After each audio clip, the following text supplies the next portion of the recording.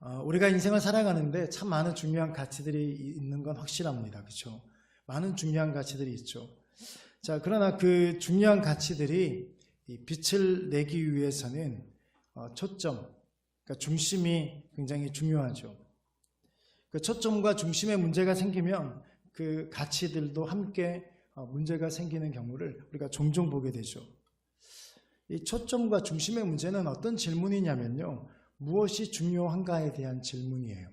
뭐 초점, 중심 이러니까 좀 뭘 어떻게 해야 될지 잘 모르겠지만은요, 되게 간단해요. 뭐가 중요하냐, 무엇이 중요하냐. 그러니까 왜냐하면 무엇이 중요하고 무엇이 가치 있는 것을 모르고 열심히 달려가는 것은요, 마치 브레이크가 파열된 자동차를 타고 고속도로로 달리고 있는 것과 똑같습니다. 그러니까 중심이 무너지면요, 다른 것 다 잘 세웠다 할지라도 어느 순간 한꺼번에 무너지죠. 또 중심의 해석이 다르게 되면 다른 사람과의 관계도, 오해도, 갈등도 생기는 경우를 종종 보게 됩니다. 자, 그런 면에서 우리의 삶의 주소를요, 영적인 주소로 바꾸어서 해석할 수 있는 능력들이 우리들에게는 있어야 될 줄 믿습니다. 어떻게 해석하느냐의 문제예요. 삶의 주소를 어떻게 해석해내느냐. 결국은 이 문제들은 중심의 문제거든요. 이 중심의 문제가 생기면 삶을 해석해내는 능력들이 생기지가 않습니다. 그러나 이 중심이 확실하면요, 초점이 확실하면요, 이 삶을 해석해내는 능력이 어떤 능력으로 바뀌냐면 영적인 방법으로 바뀌게 되는 거죠. 그래도 중심이 그만큼 중요합니다. 그래서 우리는 흔히들 이렇게 말하죠. 우리의 인생은 외형적인 삶보다 내면이 더 중요하다. 내면의 삶이 더 중요하다. 예를 들어보겠습니다. 한 가지 예일 뿐입니다. 여러분, 돈보다 중요한 가치들이 훨씬 많죠. 가정이 더 중요하고요. 교회가 중요하죠. 이 돈보다 영혼과 신앙이 훨씬 중요하죠. 그런데 그 문제를 망각하게 되면 언젠가는 이 뼈아픈 대가를 지불하게 되죠. 이게 더 중요하다. 가치의 문제, 중심의 문제죠. 여러분, 우리는 참 못 살았던 나라 중에 한 나라입니다. 6.25를 겪고 난 다음에 사람들의 모든 관심은요, 잘 사는 것이었습니다. 여러분들은 여기 사실 한 40대 후반 이상 분들은 조금 들어보셨겠죠? 젊은 분들은 못 들어보셨을 거예요. 매일 아침마다요, 잘 살아보세, 잘 살아보세, 우리도 한번 잘 살아보세, 뭐 이런 노래가 있었어요. 얼마나 그 노래를 많이 했으면 지금까지도 기억하잖아요. 그러니까 그게 관심이었습니다. 잘 살아보는 것이, 우리도 한번 잘 살아보는 것이 관심이었죠. 시간이 좀 흘렀습니다. 그렇죠? 많이 흘렀습니다. 흐르고 난 다음에 조금, 물론 현재 코로나 때문에 경제적으로 많이 좀 어렵다고 해도 이제는 어느 정도 잘 사는 나라가 되었습니다. 자, 문제는 뭔지 아십니까? 이렇게 잘 살아보세 해서 잘 사는 나라가 되었는데, 문제는 바르게 사는 법을 못 배운 거예요. 잘 사는 나라는 되었는데 바르게 사는 법을 못 배웠죠. 그래서 물질주의적 가치관이 우리 사회를 뼈아프게 지금 만들고 있는 거죠. 근데 이게 유독 우리나라만의 문제는 아니죠. 물질주의적 가치관, 물질주의적 세계관으로 살아가는 모든 나라들이 사실 같은 진통을 겪고 있죠. 자, 그래서 돈을 어떻게 버느냐, 얼마나 많이 버느냐, 이것보다 더 중요한 것은요, 돈을 어떻게 쓰느냐가 훨씬 중요한 가치고 중요한 문제라는 겁니다. 미국의 재벌 강철왕 카네기, 이 사람은 참 많은 사람들이 존경을 해요. 이분은요, 돈을 어떻게 사용하는가에 대한 이 성실한 답변을 늘 준비했던 사람이었습니다. 그리고선 돈을 벌었어요. 그러니까 돈을 버는데 돈을 버는 이유와 목적에 대해서 분명하게 설명할 수 있었다는 거죠. 언제라도 누구라도 물었을 때 성실하게 답변할 준비. 자, 그는 이런 좌우명, 물질관을 가지고 있었습니다. 하나님과 사람을 위해 많이 벌고, 하나님과 사람을 위해 많이 저축하고, 하나님과 사람을 위해 많이 쓴다. 이게 얼마나 중요한 가치를 가지고 있나요? 자, 여러분 보십시오. 뭐 벌지 말라는 이야기는 아니죠. 그런데 하나님과 사람을 위해서 많이 벌고 또 하나님과 사람을 위해서 많이 저축하고 또 하나님과 사람을 위해서 많이 쓰는 것. 자, 여러분, 이런 가치관이 없으면요, 이런 중심이 무너지면 이 잘 살아보세라는 것은요 아무 의미가 없다는 이야기를 드리는 겁니다.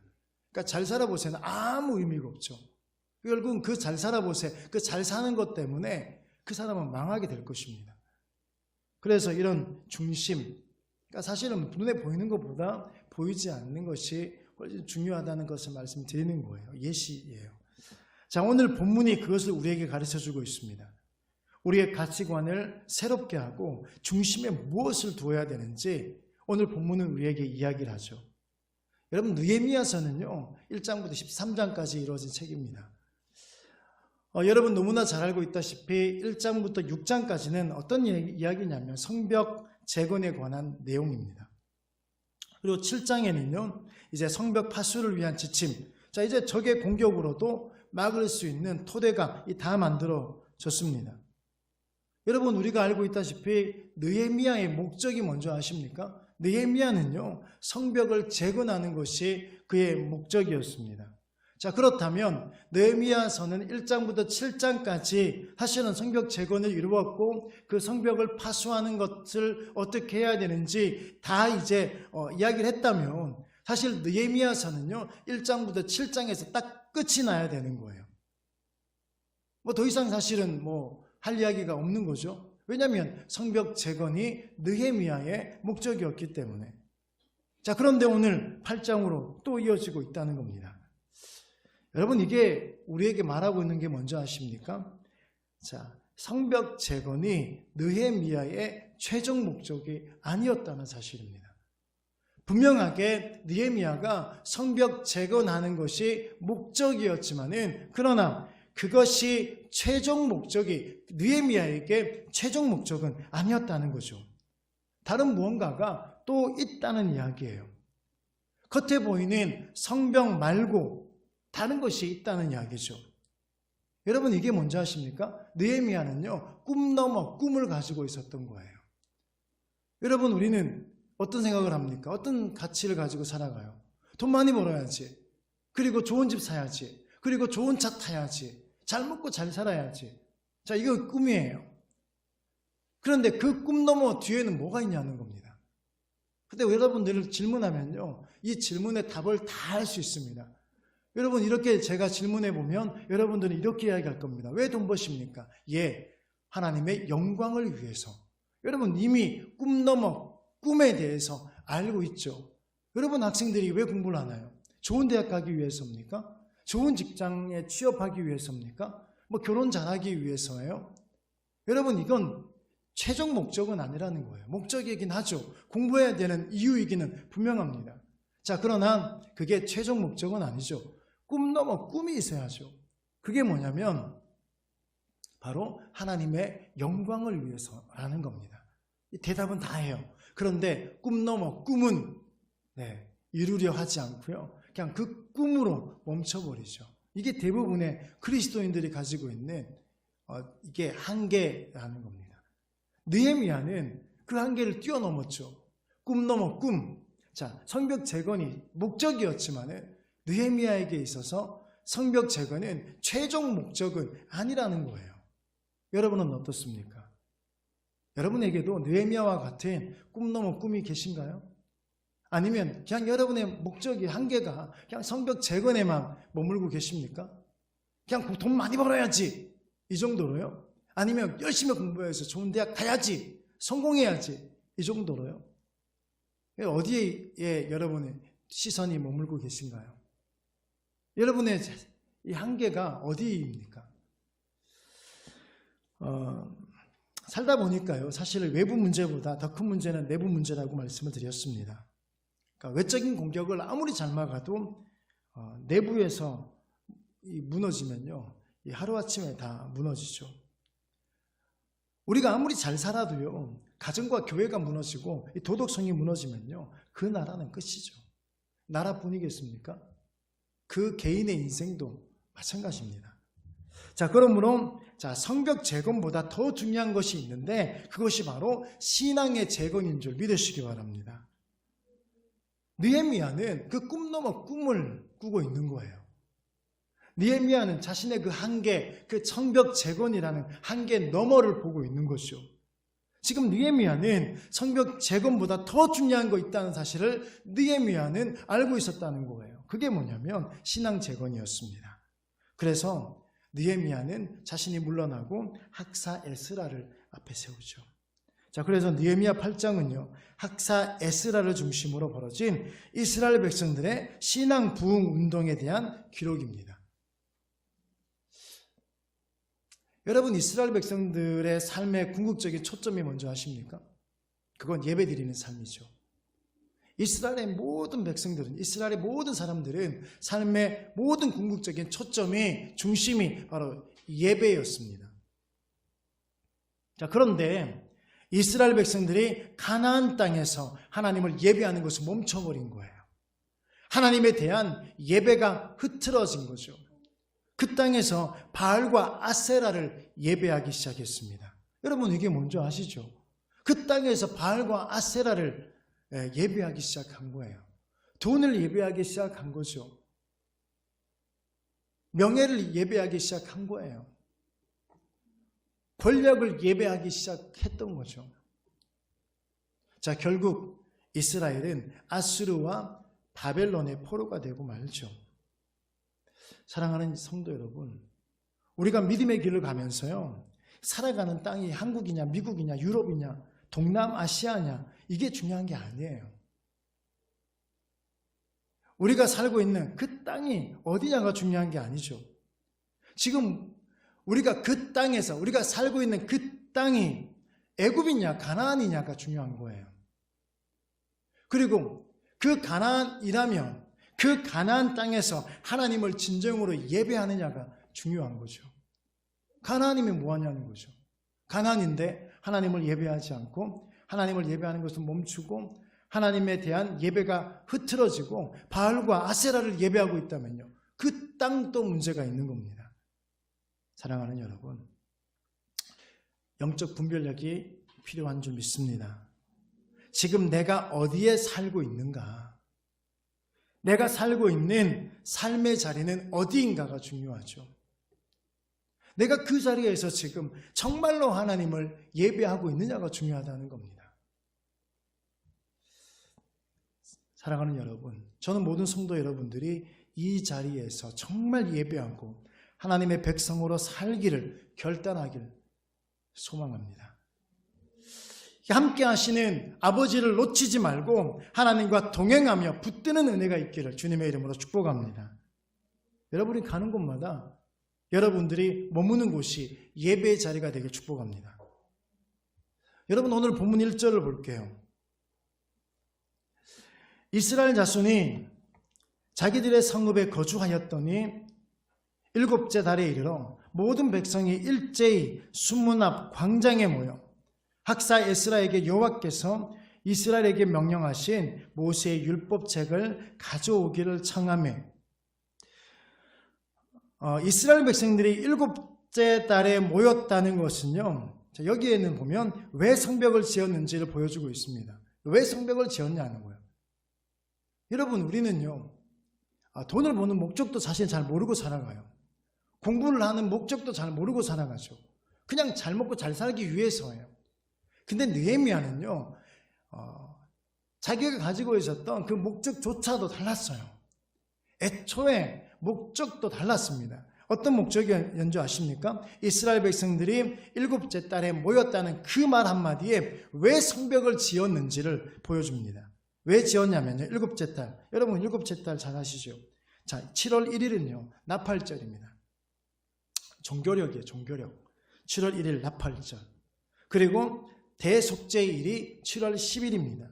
그러니까 지금 7월 7째 달에 뭐가 있냐면 나팔절이 있고요, 대속죄일이 있고요, 그리고 7월 15일부터 초막절이 있습니다. 지금 이들이 성벽을 재건한 이유가 뭐냐면 바로 이 절기를 지키기 위해서예요. 하나님을 예배하기 위해서 지었던 거죠. 이게 다른 거예요. 목적이 다른 거예요. 하나님을 예배하기 위해서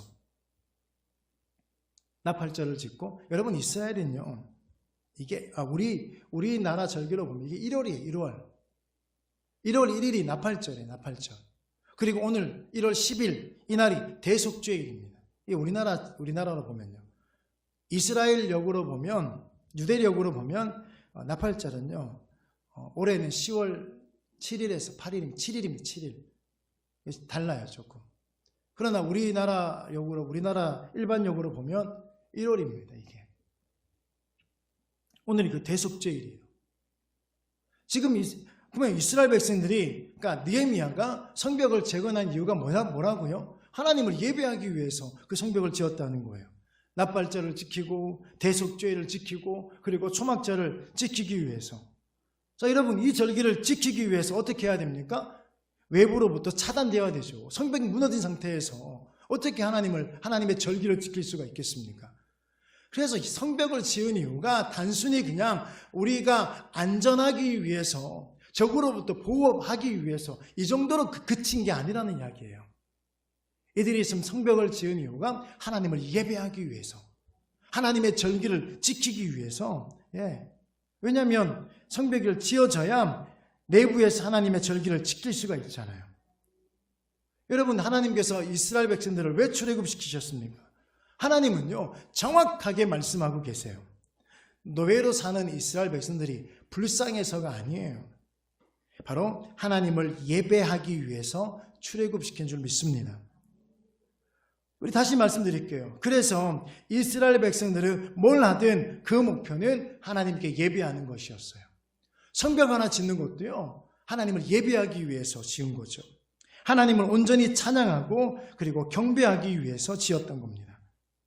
사랑하는 여러분, 우리의 목적이 성벽이 되지 않길 주의 이름으로 축복합니다. 여러분의 인생의 목적이 성벽이 되지 않길 바라요. 여러분들이 이루려고 하는 그것을 뛰어넘어서 꿈 넘어 꿈, 그 자리에서 하나님을 온전히 예배하고 찬양하고 경배하는 것이 목적되기를 원해요. 여러분, 당시에 예루살렘에 있는 많은 성문 중 하나, 오늘 어디에 모였다고 했습니까? 수문, 워터게이트예요. 워터게이트예요, 이게. 진짜 말 그대로 수문이에요. 그 수문 앞에는요, 큰 이게 광장이 있었거든요. 자, 그곳에 모든 백성이 일제히 모였다, 이렇게 성경은 표현하고 있죠. 오늘 찬양, 여호와의 집으로 올라가 성문 안에 우리는 서리라. 주님이 허락한 이 땅 위에서 여호와를 찬양하여라. 여러분, 지금 이 장면이 이게 그대로 지금 구현되어 있는, 성경에서 이 찬송이요, 이 성경 말씀이 그대로 구현되어져 있는 거예요. 자, 여호와의 집에 올라가 성문 안에 우리는 서리라. 지금 이스라엘 백성들이, 모든 백성이 일제히 지금 수문의 큰 광장에 지금 모였죠. 그 말은 무슨 이야기냐면요, 모두가 한 마음이 되어서 모였다는 거예요. 여러분, 성문 안에 계신가요?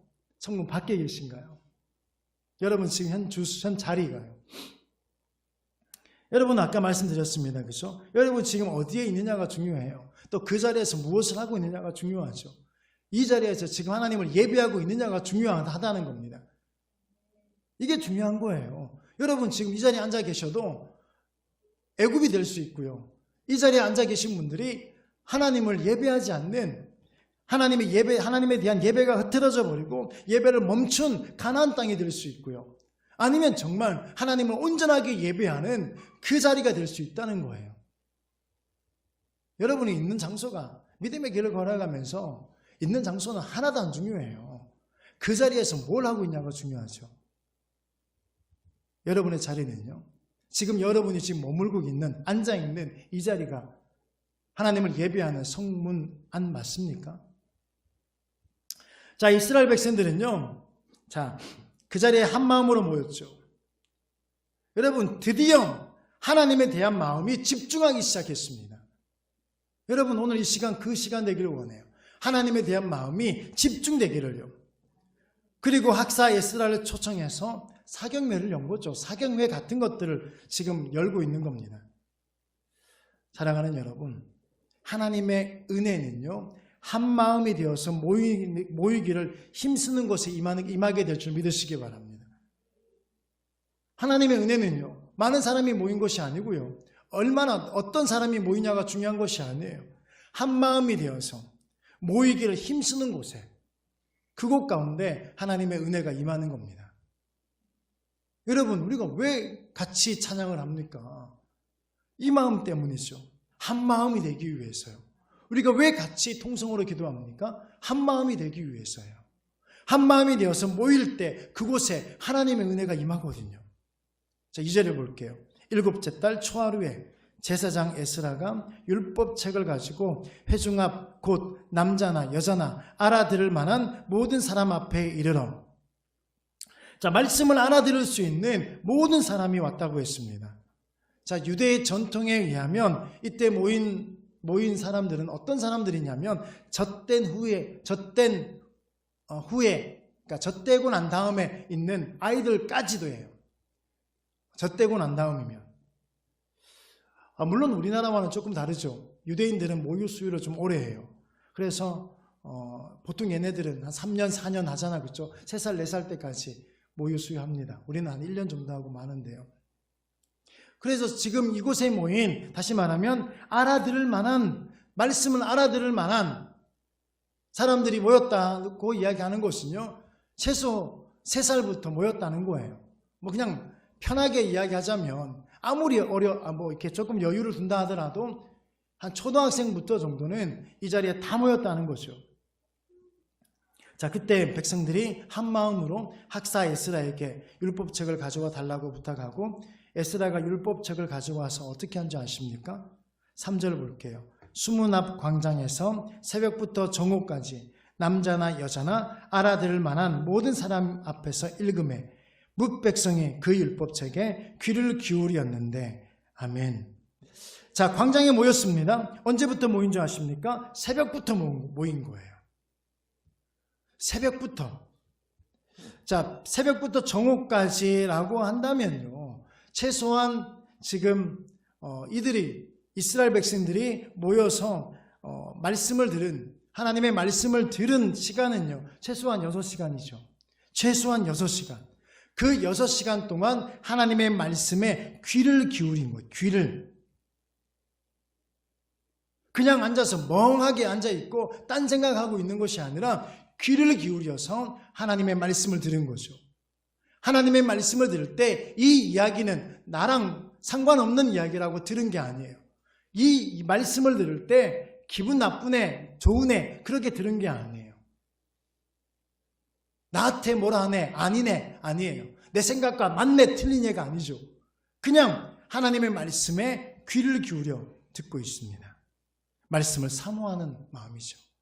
말씀을 사모하는 이스라엘 백성들의 열정이었습니다. 자, 여러분 있잖아요. 이스라엘 백성들은 모든 것을 다 이룬 것 같은 상황이죠. 지금 성벽을 재건했다고 하는 이야기는요, 모든 것을 다 이룬 것 같은 상황이에요. 그 상황에서 지금 그 안에 담아야 할 중요한 컨텐츠를 발견하고 있는 겁니다.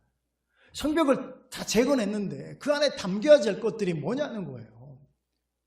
우리가 어떤 목적을 이루었다면 그 목적을 이루고 난 다음에 그 안에 담겨야 될 컨텐츠가 뭐냐는 거죠.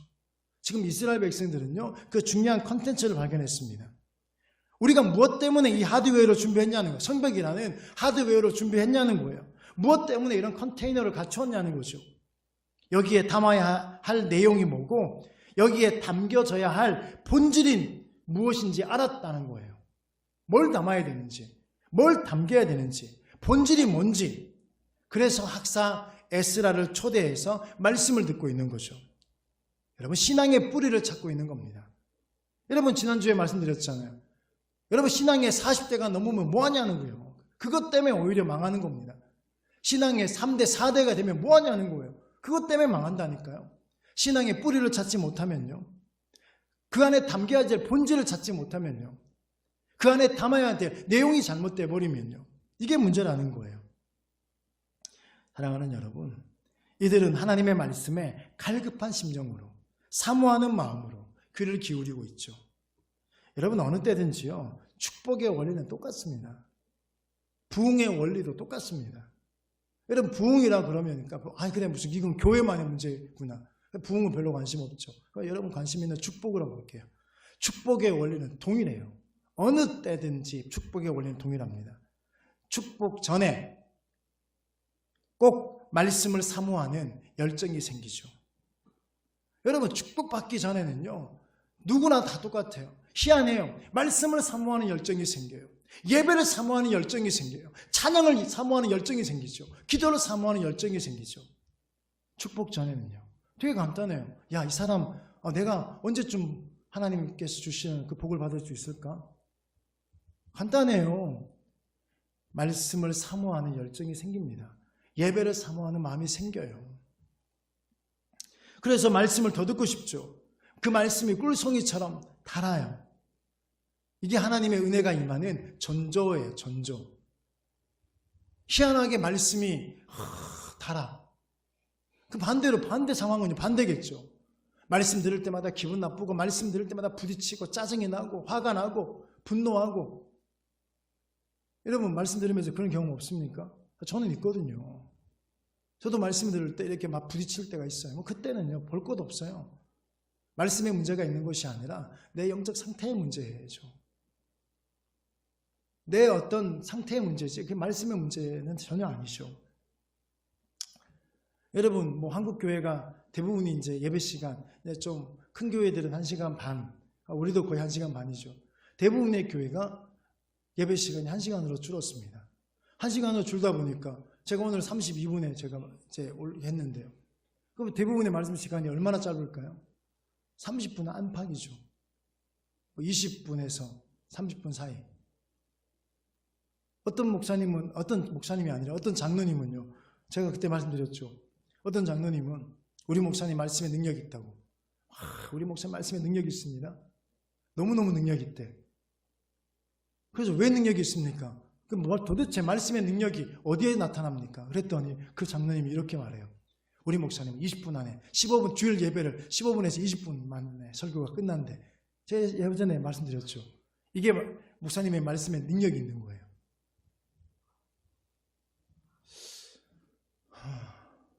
그런가요? 그럼 저는 굉장히 말씀에 능력이 없는 사람 중에 여러분 그 TV 프로 중에서 생활의 달인 이런 게 보셨습니까? 생활의 달인 안 보셨나요?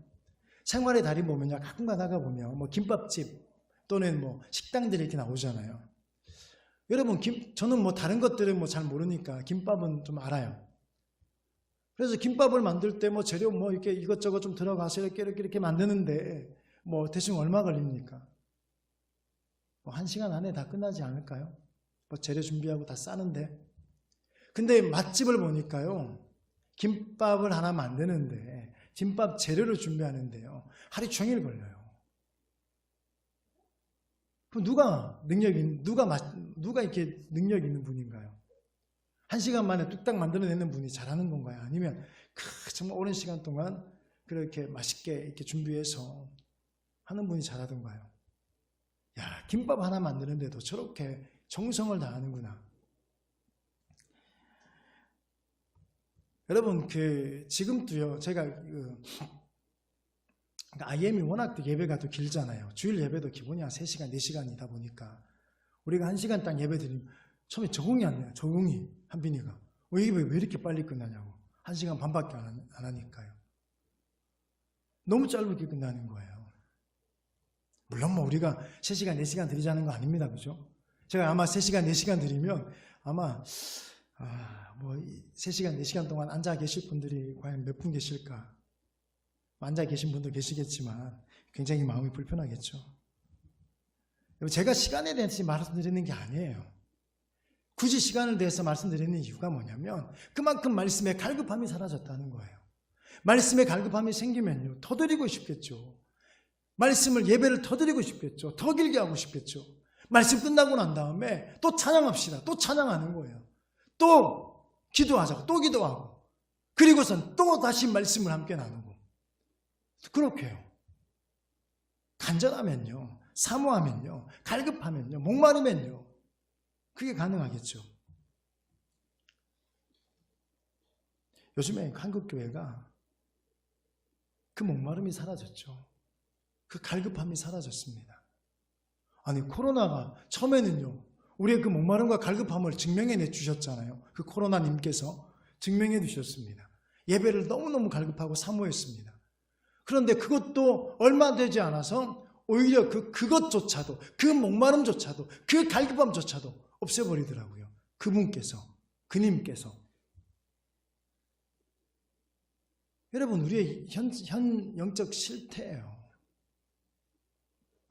사랑하는 여러분, 정말 하나님의 은혜를 구하길 원하시고 하나님의 복을 원하신다면요, 무엇보다도 말씀을 사모하는 심령이 되기를 주님의 이름으로 축복합니다. 그래서 진정한 회복은요, 영적인 회복이죠. 신앙의 회복이고 믿음의 회복이고 예배의 회복인 줄 믿으시기 바랍니다. 그러니까 저는 매번 그러잖아요. 우리 찬양이 뭐 1시간쯤 했으면 좋겠어요. 찬양 1시간 하고 말씀 한 1시간 하고 기도 1시간 하고 주일 예배가 한 3시간쯤 했으면 좋겠습니다. 설교 너무 길면 별로 좀 재미없으니까 그러면 찬양 1시간 반 하고 그러면 30분 말씀을 하면 안 되고 그죠? 그것도 한 찬양 1시간 반 설교 1시간 이랬으면 좋겠어요. 여러분 깊이가 달라요. 깊이가 물론 길게 한다고 깊이 다른 건 아니지만요. 한번 드려보십시오. 해보십시오. 해보신 분들만 알아. 안 해본 분들은 몰라요. 그 말씀. 저 오늘 우리 교회가 2021년도에 그 예배 회복이 있기를 주님의 이름으로 축복합니다. 자, 5절을 볼게요. 에스라가 모든 백성 위에 서서 그들 목전에 책을 펴니 책을 펼 때 모든 백성이 일어섭니다. 자, 에스라가 두루마리로 된 하나님의 말씀을 펼 때 그곳에 모인 모든 백성이 일어섰어요. 1시간 정도 일어설 수 있죠. 뭐 저는 예배 시간 내내 서 있잖아요. 그리고 설교하고 끝나죠. 1시간 반 정도 서 있거든요. 뭐 별로 힘들진 않아요. 1시간, 뭐 2시간 정도까지는 괜찮을 것 같아요. 근데 지금 이스라엘 백성들이 최소한 6시간입니다. 6시간 동안 일어서서 하나님의 말씀을 듣고 들었죠. 어떻게 그게 가능할까요? 갈급함이에요. 말씀을 듣고자 하는 열정이죠. 그것 때문에 일어서서 듣게 된 거죠. 이 모습이 어떤 모습인 줄 아십니까? 말씀을 높이고 경외하는 모습이에요. 이게 무슨 말씀을 주시든지 순종하겠다는 의지죠. 이거예요. 말씀 앞에서 이 찬양이에요. 하나님 말씀에 두려워 떠는 자, 그 앞에 그 말씀에 생명을 거는 자, 그거죠. 하나님 말씀에 운명을 걸고 순종하며 주 따라가는 자. 그리고 난 다음에 주의 교회여 일어나라. 이 찬양이잖아요. 이게 하나님을 말씀을 높이고 경외하는 모습이잖아요. 사랑하는 여러분, 오늘 우리가 새롭게 되기를 원한다면 말씀을 높이셔야 돼요. 말씀을 하나님의 말씀으로 생각하고 소중히 받아야 될 줄 믿습니다. 그러니까 말씀의 권위를 높이셔야 돼요. 말씀의 권위를. 말씀의 권위를 높이는 만큼 은혜의 수준도 같이 높아지는 겁니다. 말씀의 권위를 우리 스스로가 말씀의 권위를 바닥에 놓고 나니까 어떻게 그 말씀의 은혜를 받겠습니까? 말씀의 권위를 높이는 분이 은혜의 수준도 같이 높아지는 겁니다. 여러분, 말씀의 은혜 받는 사람과 말씀의 은혜 못 받는 사람의 차이가 뭔지 아십니까? 그 말씀의 권위를 높이느냐, 말씀의 권위를 떨어뜨리냐의 문제예요. 여러분, 말씀을 귀하게 느끼고 내게 주신 그 말씀을 하나님의 말씀으로 받는 사람이 그 사람에게 역사가 나타날 줄 믿으시기 바랍니다. 그래서 오늘 우리는요, 말씀의 권위를 회복시키셔야 돼요. 하나님 말씀의 권위를 회복시키셔야 돼요. 어떤 분이 이런 이야기를 하더라고요. 자, 우리가 정말로 하나님의 말씀 지금이 아니라 마치 지금 느헤미야 시대 때 에스라 학사가 지금 하나님의 말씀을 낭독하는 이 시대에 있다면 우리의 모든 전 재산을 팔아도 말씀 한 절도 살 수 없다라고요. 우리는 근데 너무 쉽게 말씀을 접하고 있잖아요. 근데 그 시대로 돌아간다면 우리의 모든 재산을 다 팔고도 말씀 한 절도 살 수 없을 것이라고. 이게 권위예요. 말씀의 권위. 우리의 모든 것을 다 드리고도 말씀 한 절도 살 수 없는데 오늘 그 말씀이 우리에게 그냥 이렇게 주어진 거죠. 오늘 우리 말씀의 권위를 회복되어지는 은혜 있기를 주님의 이름으로 축복합니다. 부흥은요, 말씀으로부터 시작되는 거예요. 진정한 부흥은 우리가 말씀에 갈급할 때 일어나게 될 줄 믿습니다. 우리 안에 그런 목마름이 생길 때 부흥이 일어날 줄 믿으시기 바랍니다. 로마서 10장 17절에 그러므로 믿음은 들음에서 나고 들음은 그리스도의 말씀으로 말미암느니라. 아멘. 믿음에 있어서도 말씀이 중요하다는 거죠. 말씀을 앞세운 믿음만이 참 믿음이죠. 아무리 믿는다고 말해도 말씀을 바탕을 하지 않으면요, 전혀 엉뚱한 믿음이 되는 겁니다. 말씀이 없는 믿음은요, 자기 생각을 믿는 신념이죠. 이건 세상 사람들의 신념과 다를 바 하나 없습니다. 여러분, 생각이 너무 중요하다고 말씀드렸어요. 그런데 그 생각을 지배하는 것이 말씀이 되어야 돼요. 내 생각을 지배하는 것이 말씀이 철저하게 말씀이 되어야 됩니다. 저는 2000년도 초반에 한 5년 정도 경민고등학교에서 성경 수업을 가르쳤습니다. 한 45분 수업이에요. 45분 수업. 성경 수업이잖아요. 그러니까 정확히 말하면 종교 수업 시간이에요. 종교 수업 시간에 목사가 불교를 가르칠 수는 없잖아요. 그런 것들은 다 빼고. 그래서 성경을 가르쳤습니다. 사실은 45분 동안 애들하고 인사하고 성경을 가르치는 건요, 그냥 경험으로, 그냥 순발력으로 책 하나도 안 봐도 돼요. 준비 하나도 안 해도 돼요.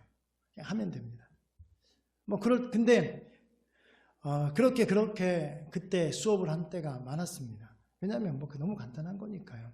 종교책 수업 안에 나오는 책 그 교재는요, 너무너무 쉬운 내용이에요. 근데 그래서 준비를 안 하고 간 적이 되게 많았거든요. 근데 그러고 나면요, 마음이 좀 이상해요. 그리고 나서 돌아오면 좀 부끄러운 모습이죠. 쉽게 그냥 할 수 있었음에도 불구하고 좀 부끄러웠습니다. 잘못된 거죠. 준비 없는 수업을 한 거죠. 그런데 준비 없는 말씀은요, 더 잘못된 거 아니겠어요? 수업도 준비 없이 했다면 잘못된 건데 준비 없는 말씀은 더 잘못된 거죠. 여러분, 준비 없는 설교는 죄죠. 그래서요. 말씀을 왜냐하면 가볍게 여기는 거기 때문에. 준비 없는 설교는 말씀을 가볍게 여기는 거예요. 그 지난주에 익숙함이 교만인 거죠. 날마다 새로운 마음으로 준비해요. 날마다 새로운 마음. 우리 하나님은 날마다 새로운 하나님이시라고. 그래서 어제 만난 하나님이 아니라 오늘 새롭게 만나는 하나님이 되어야 되는 거죠. 그게 말씀이에요. 말씀요. 어제 읽은 말씀이 오늘 새롭게 다가오는 게 그게 믿음이라는 겁니다. 사랑하는 여러분, 그래서 말씀을 전하는 사람 잘 준비해야 됩니다. 그러나 말씀을 받는 사람도 똑같다는 이야기예요. 열린 마음으로 준비를 해야 돼요. 이게 바로 말씀을 높이는 태도죠. 그래서 사실은요, 말씀을 예배 드리기 때 조금 일찍 오면 좋을 것 같아요. 시간 맞춰서 이렇게 오는 것보다 특별히 지각하거나 그런 건 아닌데, 이왕이면 좀 일찍 왔으면 좋겠어요. 찬양팀들이 한 40분 전, 1시간 전 이렇게 와서 준비를 하잖아요. 예배팀들이 많이 그렇게 하는데, 물론 준비해야 되는 것들이 있는 거죠. 근데 이게 뭐가 다르냐면요, 준비하고 준비 안 하고 차이의 문제예요. 준비를 했느냐 안 했느냐. 그래서 이왕이면 와서 미리 와서 기도하고. 그러니까 참 좋은 게, 저는 찬양팀 규칙 중에 한 가지 가장 마음에 드는 게 악기 만지지 말고 10분간 기도하기. 이게 너무 마음에 들었어요. 진짜 그랬나요 오늘? 모르겠는데요. 나 그게 가장 마음에 들어요. 악기 만지지 말고 10분간 기도하기. 기도의 장소는 진짜 이쪽이나 저쪽이나 쓰시면 될 것 같아요. 그죠? 주일이니까. 그러니까 여러분, 그게 뭐냐면요, 너무 중요하죠. 하나님 말씀 듣기를 원합니다. 하나님 내게 말씀하여 주시옵소서. 와서 기도로 준비하면 얼마나 좋을까요? 그 록펠러 이야기 잘 하실 겁니다. 록펠러 굉장히 냉철한 사업가였습니다. 나중에 회심하고 참 많은 일 하죠. 근데 그 회심의 과정에서 누가 중요했냐면 어머니였죠. 어머니가 참 많은 영향을 끼쳤습니다. 엄마가 맨날 이렇게 말했어요. 야, 너 교회 가면 맨날 앞자리 앉아라. 맨날 앞자리 앉아, 맨 앞에 앉아라. 똑같은 설교라도 받는 은혜가 다르다. 그래서 록펠러는요, 엄마의 말대로, 어머니의 말대로 교회에 가서 가장 앞자리에 앉기 위해서 40분 전에 나왔대요. 그러니까 우리 교회는 안 그래도 돼요. 40분 전에 안 나와도 앞자리에 앉을 수 있습니다. 여러분 있잖아요. 이처럼 말씀을 높이는 사람에게 회복의 은혜가 주어질 줄 믿으시기 바랍니다. 여러분 알잖아요. 수업 이렇게 학생들을 가르쳐본 선생님들은 알아요. 수업 태도만 보면 쟤는 성적 오르겠구나. 알죠. 마찬가지예요. 목회자도요. 말씀을 듣는 태도만 보면요. 이제 저분이 하나님께서 드디어 이제 복을 주실 때가 됐구나. 알아요. 기가 막히게 보여요. 보입니다. 네, 태도만 보면요. 자, 그래서 말씀을 듣는 태도에 이미 성도들의 미래 축복이 다 담겨 있는 거죠. 여러분 말씀 들을 때 집중하셔야 돼요. 딴 생각하지 말고 말한 것처럼 비판하지도 말고요. 가볍게 흘려듣지 마시고요. 좀 할 수 있다면 자세도 조금 바랐으면 좋겠어요. 우리 교회는 그런 분 없는데 어떤 분들은 어느 교회 가면 이렇게 해가지고 그쵸? 팔짱을 막 껴가지고 무슨 이야기 하나 들어보자 이러면서요. 막 다리 탁 꼬가지고 막 비탁하게 앉아가지고 막 이런 분들이 있더라고요. 그래서 안호성 목사님은요. 그런 교회 다른 교회 가서 그러면요. 그렇게 호되게 야단을 친대요. 자, 아무튼 그렇습니다. 그래서 우리가 축복받기 원하신다면 말씀 듣는 태도를 한번 여러분 점검해 보기를 원합니다. 여러분 그 태도는요 되게 중요하죠. 자, 태도는 그 사람됨이에요. 그 사람됨. 그리고 그 태도는요 인격이죠. 이것만 보면요 그 사람의 사람됨과 그 사람의 인격을 알 수 있어요. 근데 거기에다가 그 태도에 뭐가 있냐면 바로 축복도 들어있음을 믿으시기 바랍니다. 그래서 능력보다 태도가 그래 중요해요. 그래서 능력보다 태도가. 여러분 사회생활 할 때 아시잖아요. 듣는 태도 나쁜 사람들을 보면요 별로 정이 안 가요. 저도 얼마나 많은 사람들하고 이야기를 해봅니까? 아이들하고 이야기해봅니까? 그러니까 듣는 태도가 안 좋으면요 별로 더 이상 말해주고 싶지 않죠. 근데 반면에 듣는 태도가 좋으면요 정이 갑니다. 좀 지금 못해도, 좀 지금 안 돼도 듣는 태도가 좋으면 하나님과의 관계도 동일하지 않겠습니까? 하나님, 내 말 좀 들어주세요. 이렇게 하는 태도보다 하나님, 제가 하나님 말씀을 듣겠습니다. 네, 이 태도가 얼마나 중요할까요? 사랑하는 여러분, 오늘 말씀을 높이고 말씀을 듣는 태도가 바뀌어져서 여러분 복의 문이 열리길 주님의 이름으로 축복합니다. 자, 6절을 볼게요. 자, 어떤 태도입니까? 에스라가 위대하신 하나님 여호와를 송축하며 감사하죠. 감사하죠.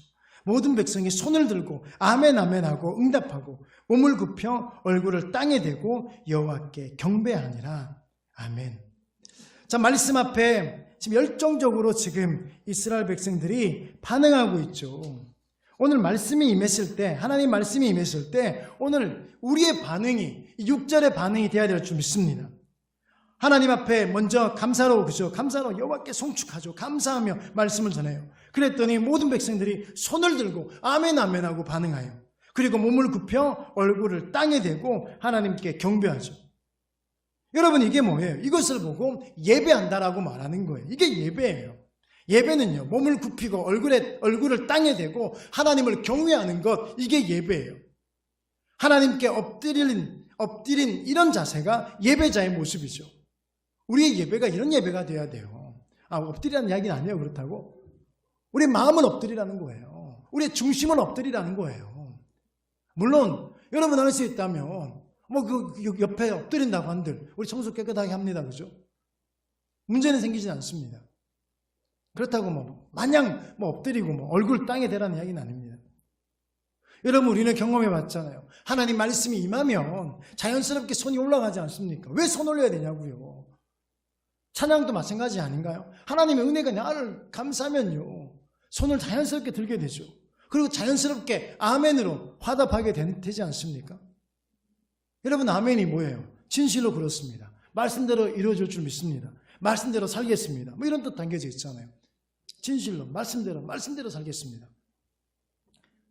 어떤 교회 가보면 요즘에 못 가죠. 이렇게 코로나 때문에. 근데 꼭 가면 한 교회에 한 명 정도는 아멘 집사님들이 있죠. 졸다가도요, 여러분 믿으십니까? 이런 투만 나와도 아멘 하는 분이 계시죠. 그러다 엉뚱한 곳에 아멘도 하잖아, 그죠? 실수하죠. 여러분, 그거 어떻습니까? 실수한다고 그 사람이 되게 미워 보이는가요? 아니, 여러분 모르죠. 설교를 안 해봐서. 여러분, 목회자 입장에, 설교자 입장에서는요, 좀 실수해서 아멘 하더라도요, 그게 이뻐요. 왜 그런 줄 아십니까? 말씀에 반응하는 모습이 보기 좋은 거예요. 자, 우리는 그래서 아멘 잘해야 되는 거예요. 우리 교회 좀 아멘 잘하는 교회가 됐으면 좋겠어요, 사실요. 여러분, 성경에서 아멘 정말 잘하신 분이 계시죠. 누군지 아십니까? 예수님. 예수님조차도 아멘을 굉장히 잘하셨죠. 예수님은 말씀을 전하실 때마다 내가 진실로 너희에게 이르노니, 이런 말도 되게 많죠. 그죠? 내가 진실로. 이게 뭐예요? 아멘. 아멘 이 말 안에 무슨 뜻이 있습니까? 진실로 뜻이 있다니까요. 내가 진실로 너희에게 이르노니. 그 다시 말하면 내가 아멘 하면 말하노니, 이것과 비슷한 거잖아요. 여러분, 모세도 말씀을 전할 때 백성들에게 아멘 하라고 신명기서 이야기를 하고 있습니다. 여러분, 오늘 우리가 하나님 말씀을 우리가 들었을 때, 하나님 말씀을 받을 때 여러분 아멘으로 화답할 수 있기를 주님의 이름으로 축복합니다. 여러분, 남녀가 처음 만났을 때, 데이트할 때 어떤 기분인지 아시죠? 손만 잡아도 찌릿 전기가 통하잖아요. 눈빛만 봐도 정말 좋아 죽을 것 같아요. 여러분, 이게 바로 말씀을 듣는 성도들의 반응이어야 될 줄 믿습니다. 말씀 들으면, 말씀 앞에 서면 찌릿하는 거예요. 말씀 들으면 막 그런 거죠. 그런데 지금 오늘날 성도들이 귀가 둔해져 버려요. 귀가 무뎌진 거예요. 이스라엘 백성들은 말씀을 너무 사모해서 하나님 말씀에 귀를 기울였다고 했는데 오늘 우리 성도들은요, 귀가 많이 무뎌져 버린 거예요. 말씀을 들었는데도 찌릿찌릿한 그런 생기지 않습니다. 여러분, 한국교회가 또 우리가 사는 길은요, 한 가지밖에 없죠. 그것은 루터가 종교개혁을 일으키면서 했던 이야기예요. 말씀으로 돌아가자. 오직 성경. 말씀으로 돌아가자. 오직 성경이에요. 말씀으로 돌아가야 될 줄 믿습니다. 여러분, 어떤 의미에서 한 사람이란 찬양이 써진지 잘 모르겠습니다. 제가 쓴 분을 몰라가지고요. 이렇게, 근데 가사는 이렇죠. 한 사람이면 충분했던 주님, 그 말씀에 순종하는 자, 한 걸음마다 하나님 말씀 의지하며 주님 마음에 동참하는 자. 여러분, 무슨 이야기를 하고 있는 거예요? 말씀에 이렇게 반응하는 사람, 그죠? 말씀에 그렇게 반응하는 사람, 말씀에 그렇게 의지하며 살아가는 사람, 그 사람 한 사람이면 충분하다는, 이게요, 저는 예수님이 막 무슨 마음인지 모르겠어요. 저라면요, 안 충분하거든요. 한 사람이면 왜 충분하냐고요. 모두가 이렇게 돼야 되지. 예수님의 마음이 어떤 마음인지 모르겠어요. 이분이 가사 쓸 때 어떻게 썼는지 모르겠는데요, 한 사람이면 충분하대요. 여러분, 담임 목회하고 있는 제 마음도 여러분 중에 한 사람만이면 충분합니다. 이런 마음으로 하면요, 그게 과연 저와 여러분 모두가 이랬으면 좋겠어요. 말씀 앞에 순종하고 한 걸음마다 하나님 말씀을 의지하며 살아가는 그런 사람들이 여러분 모두가 되었으면 좋겠습니다. 한 사람이 아니고요. 근데 오죽 지금 주님이 어떤 마음인지 이 마음은 읽을 수 있잖아요. 지금요. 없다는 이야기 아닌가요? 그렇죠? 없다는 이야기예요. 하나님 말씀에 귀를 기울이고 하나님 말씀할 때 반응하는 사람이 없는 거예요. 진짜 믿는 사람이 없는 거죠. 말씀을 제대로 믿는 사람이 없는 거예요. 말씀을 높이는 사람이 없다는 이야기 아닌가요? 사랑하는 여러분, 오늘 우리는 그렇게 돌아갈 수 있기를 원해요. 니느웨보다 나은 게 뭐냐고요. 이 모습이 그러면요. 지난주 말씀한 것처럼요. 니느웨보다 나은 게 뭐가 있습니까? 니느웨는요, 40일이 지나면 성이 무너지리라 그 말 한마디에 반응했는데요. 우리가 니느웨보다 나은 게 뭐가 있냐고요. 이렇게 하나님 말씀이 전해지고 있는데도 무뎌져서 반응하고 있지 않고 있는 우리의 모습. 그 오죽하면 한 사람이면 충분하다 했을까? 한 사람이면. 이게 무슨 뜻인지 몰라. 제가 이 지으신 분을 모르기 때문에 제 나름대로 해석해 본 거예요. 얼마나 주님이 답답하셨으면 한 사람이면 충분하다고 하셨을까?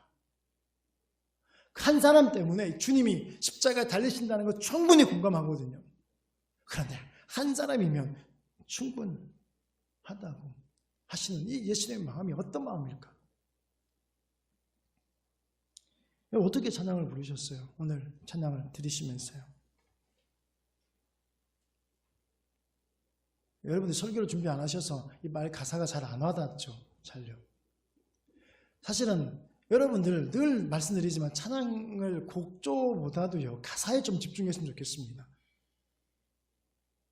가사 하나하나에 좀 우리가 집중해서 찬양을 올려드렸으면 좋겠습니다. 그래서 제가 지난번에도 그러면 찬양할 때 손을 어떻게 안 들 수가 있냐고요. 어떻게 찬양하면 아멘 안 할 수가 있냐는 거죠. 어떻게 대충 찬양을 부를 수가 있겠습니까? 우리 하나님 말씀을 들을 때도 동일하죠. 이것이 하나님의 말씀이라면 어떻게 하나님 말씀 우리가 대충 듣겠냐고요. 여러분 생각해 보십시오. 나 말고 내가 대화하는 그 상대가 내 말을 대충만 들어도 기분 나쁘잖아요. 안 들어준다고 그죠? 뭐라 하잖아요. 기분 나빠하잖아요. 근데 하나님께서 말씀하시는데 우리가 대충 듣고 있다면, 귀를 막고 있다면요, 딴 생각하고 있다면요, 비판하고 있다면요, 얼마나 주님 마음이 아프실까요? 그러니 한 사람만 찾죠. 한 사람이라고 충분하다고. 말씀의 결론 내리겠습니다. 사랑하는 여러분, 여러분의 진정한 가치는 뭐고 중심은 무엇입니까? 그것이 말씀인가요? 마태복음 4장 4절은 이야기합니다. 사람이 떡으로만 살 것이 아니요 하나님의 입으로 나오는 모든 말씀으로 살 것이라고 말씀하고 있습니다. 말씀 없이는 잘 사는 길이 없습니다. 말씀 없으면 성공도 없고 성숙도 없습니다. 오늘 주신 말씀처럼 말씀을 사모하고 말씀을 높이고 말씀에 적극 반응하고 항상 말씀 중심으로 살아가서 승리하는 여러분 되시길 주님의 이름으로 축복합니다. 말씀을 여러분의 삶 속에 세워가는 성도들이 되시길 주님의 이름으로 축복합니다.